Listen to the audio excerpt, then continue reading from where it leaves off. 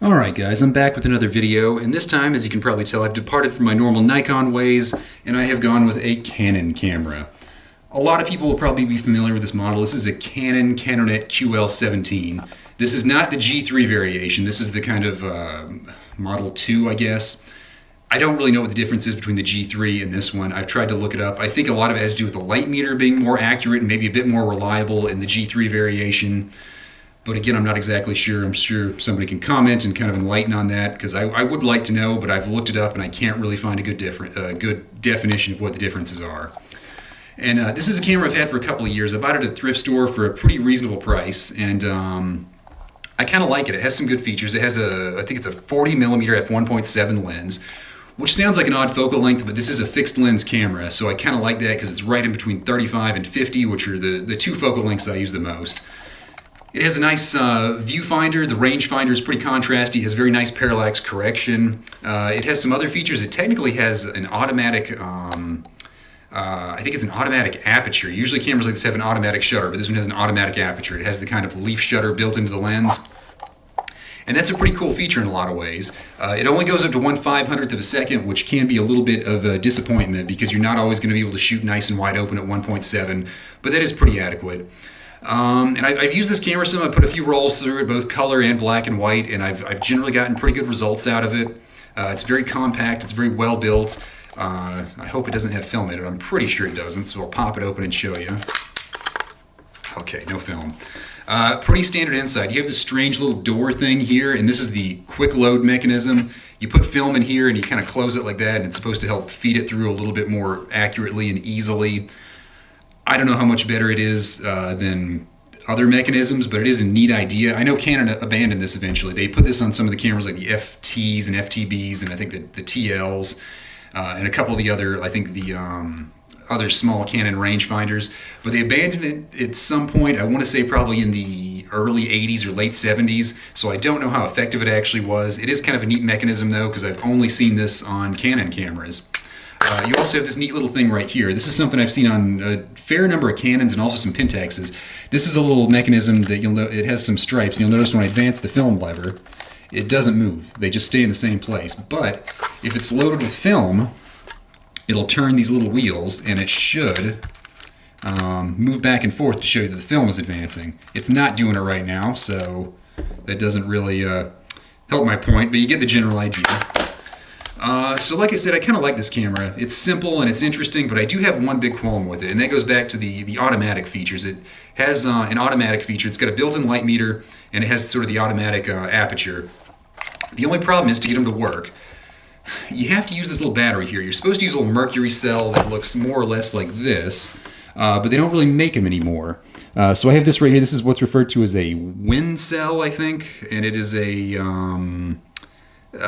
more modern battery. I don't know if it's, I want to say it might be some sort of lithium, but I'm not 100% sure. It's not mercury, and it doesn't exactly have the same voltage as the old mercury one. So if you put it in, it's the exposure meter is going to read a little hot, so you have to underexpose the ASA, if I remember correctly. Or it might be the other way around, but you have to kind of adjust the ASA. It's not going to be exactly what it is in camera. And these batteries would still be pretty good, but the problem is they suck. They're kind of expensive, and they only last for about 2 weeks. So you got to buy a big pack of them, which gets kind of expensive. And it's like, is it worth it? You're paying, I think it's about $5 or $6 for one of these batteries. If you go with a bigger pack and maybe get like 10 or 20 of them, I'm sure it goes down, and you're only paying like $3 or $4 a battery. But you're paying $3 or $4 for a battery that's only going to last you a little over a week, and I just don't know if that's worth the money for some people. And it is kind of an irritation, because I took this camera out one time on vacation and I had a new battery in it, but it had been sitting in there for a couple of days, and it stopped working after maybe a day on vacation. So then I had to kind of manually meter based on my digital camera, which ended up coming out pretty well, but it was just very frustrating to see that you got this thing and it's kind of useless. You have some other options.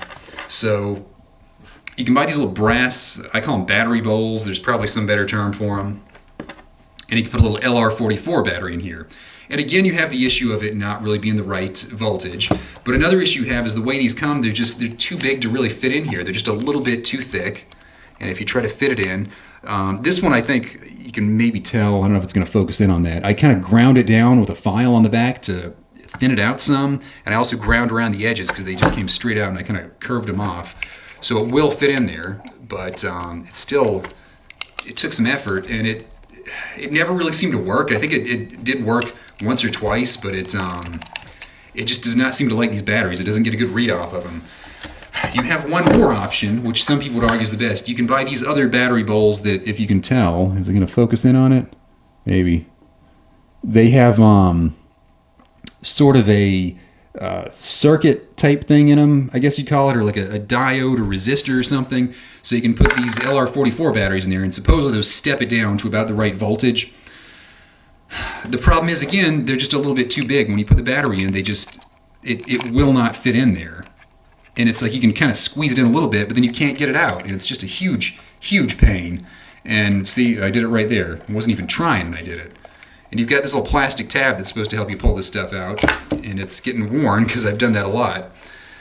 So your battery options on this camera, in my opinion, are very limited. I know there's some people who would argue against that and say that, oh, these little the wind cell style batteries, they're fine, just pay for it and shut up. Some people would say that, and fine, but I'm not going to do that. I'm not going to buy a pile of batteries with a 3-day lifespan on it or something like that. That's just absurd.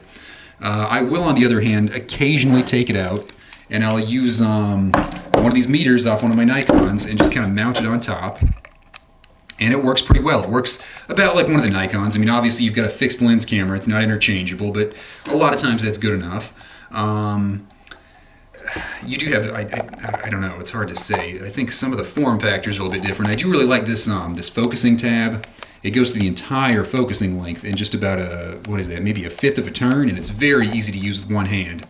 And again, you have the really nice parallax correction in the viewfinder. The one thing I don't like, though, is when you put this meter on, it sometimes will kind of just slide off the front like that because it just has this tiny little tab here. It doesn't really have this bigger post like the Nikons or a lot of other cameras. It doesn't come to some sort of shelf. It just has this tiny little tab, and there's a bit of a gap down here on the bottom of the light meter, so it can just slide right off. So that's a bit frustrating. It is still usable, but at the end of the day, I don't know. It's a pretty good camera, but when I compare it to my Nikons, and these have faster shutter speeds, they have interchangeable lenses.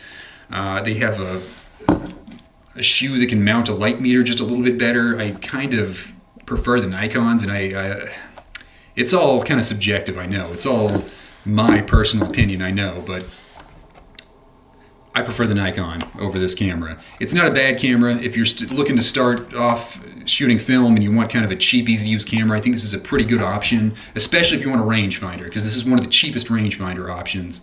The only other rangefinders I know of that are in this price range are going to be things like the old Canon legacy rangefinders, which are kind of knockoffs of the early Leica cameras, and they even use the same style screw mount lenses. And you have a lot of lenses to choose from there, but I know the Canon cameras are fairly reliable, but they're not necessarily the best. You also have some of the Soviet cameras that are essentially built in the same manner. Some of them, again, are more of a Contax Nikon knockoff, and some are more of a Leica knockoff.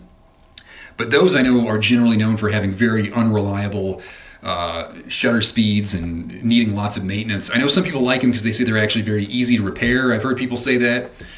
I've never owned one, so I don't really know, but that is an interesting argument I'd like to look into. But at the end of the day, I think this is a good camera. Like I said, very good for somebody who's looking to get into film. Very good for somebody who wants just a budget rangefinder to kind of play around with and start out with. But personally, for me, I kind of think it might be a better option to go with some of the other cameras that are a little bit higher end. I like the Nikon rangefinders. If I had another chance, I think instead of buying this camera, I mean, if I was going to go out and buy this on market value at around $100, I think I would probably aim for something more like a Canon P, which does have the legacy screw mount lenses, but the good thing with that is you've got a lot of lenses to work with. You can get old Leica lenses, old Nikon lenses, lots of Canon lenses, all sorts of obscure Japanese manufacturers, the Soviet lenses. I think Voigtlander makes some lenses in that mount. You've got tons of lenses to choose from. You can all put on the same camera, and it's pretty remarkable. Whereas with this, you're kind of stuck with this 40mm f1.7 lens, which again is a pretty good lens. There's a lot of good things about it. It's very ergonomic. I think its image quality is good. I'll post a few images I took with this camera just to kind of give you an idea of what it looks like. I've heard some people say this is actually very comparable to a lot of Leica cameras and lenses, and I think there's probably some truth to that. But at the end of the day, I've had this camera for a while and I haven't used it too much, and I actually think I'm probably going to kind of pass it on and probably sell it or give it to somebody else and just focus more on my Nikon cameras because, again, I like them and I really like the interchangeable lenses. I like to shoot 35s, I like to shoot 50s, I like to shoot the 85mm lens every once in a while, I like to take out the 28mm lens. Every once in a while when I want to mix things up, I'll pull out the 105mm lens, which is pretty rare but occasional. And you have all those lens options just right at your fingertips, and I really enjoy that because you have different cameras to put them on, and you get a lot of different options that are all kind of in the same family, that have about the same level of usability, and I kind of like it. And yes, these cameras don't have the light meters, they don't really have any automatic functions, but then again, I don't know how reliable the functions on this camera are, because as I said, it's very hard to find good batteries for this camera, and you have to kind of know about the adjustment on the film ASA when you set it. So there's a lot of little tricks and quirks with this camera that make it a little less appealing than I feel like some people might let on. So there's just a few things to keep in mind when you're buying this camera, and I hope I've kind of gone over them and provided a bit of an overview. Again, I know this is all my opinion. A lot of people will disagree with me. I think this is a good camera, but I would happily trade this camera for a Canon P, and I don't think I would have any regrets. I would probably happily trade this camera for another Nikon rangefinder lens, like one of the ones I don't have or something. But, you know, it is a pretty good camera, but it's just not exactly for me. I have other options I kind of prefer. So, again, those are my ramblings. Hopefully those kind of help somebody. And, yeah, tune in. I'll try to make some more videos. And hope you enjoyed.